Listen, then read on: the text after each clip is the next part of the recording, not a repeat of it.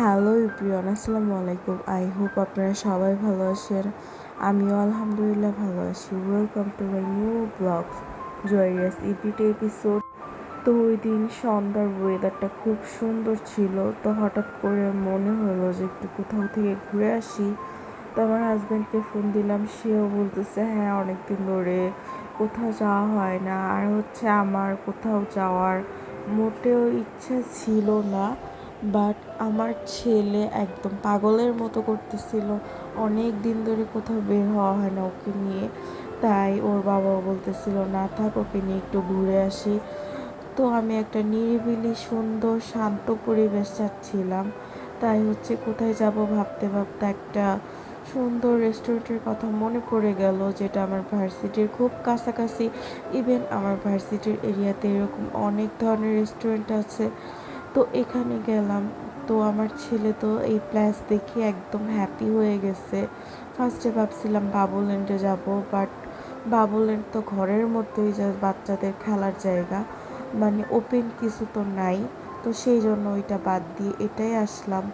তো এই জায়গাটা খুবই সুন্দর, একটা ক্যাফে ছিল, এটা খুব সুন্দর করে লাইটিং করা, আবার হারিকেন দেওয়া ক্যান্ডেলের মতো।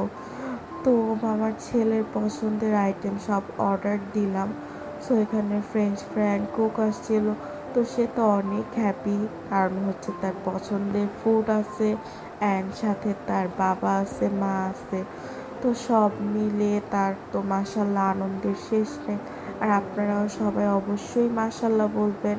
আর বাচ্চাদের এক জায়গায় থাকতে থাকতে বা একরকম পরিবেশ, খেলাধুলা, খাওয়া দাওয়া, মন মানসিকতা চেঞ্জ হয়ে যায়। তাই আমি বা ওর বাবা যতটুকু পসিবল হয় ট্রাই করি ওকে একটু টাইম দেওয়ার, যখনই সুযোগ হয় ওকে নিয়ে একটু বাইরে কোথাও যাওয়ার চেষ্টা করি, যাতে ওরও মন মানসিকতা ঠিক থাকে। কারণ আমরা বড় মানুষ, আমরাই সবসময় বাসায় থাকতে পারি না।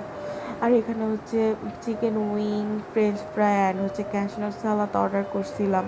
তো ক্যাশনাট সালাদের টেস্টটা মোটামুটি ভালোই ছিল, অ্যান্ড ফ্রেঞ্চ ফ্রাই চিকেন টেস্টও ভালো ছিল। তো সব মিলে অ্যাভারেজ আমার কাছে ভালোই লাগছে, খারাপ লাগে নাই। আর আমার হাজব্যান্ডের কাছেও ভালোই লাগছে। আর আমরা একদম হালকা ফুড চাচ্ছিলাম, কারণ আমরা বাসা থেকে খাওয়া দাওয়া করছি।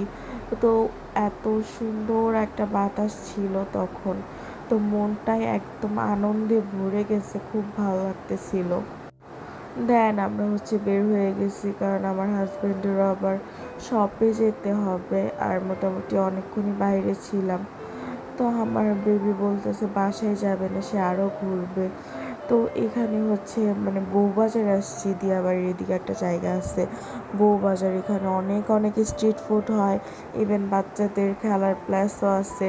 তো এখানে আইসা ভাবতেছি চা খাবো, কারণ এখানের চাটা খুব মজার, এর আগেও আমি একবার খাইছি। তো আমার হাজব্যান্ড খাবে না, কারণ একটু হালকা গরম ছিল ওই দিন, ভালোই যদিও বাতাস আছে। আমি তারপর খাইছি অ্যান্ড ফাইনালি বাসায় চলে যাচ্ছি। আর আজকের ব্লগটা এই পর্যন্তই। সবাই ভালো থাকবেন, সুস্থ থাকবেন, আল্লাহ হাফেজ। আবারও নেক্সট কোনো ব্লগে দেখা হবে। Tata, bye bye, take care, আল্লাহ হাফেজ। আর ব্লগগুলি ভালো লাগলে অবশ্যই like, comment, share and follow দিয়ে দিবেন আমার ইউটিউব চ্যানেল জয়াস ইবিটি।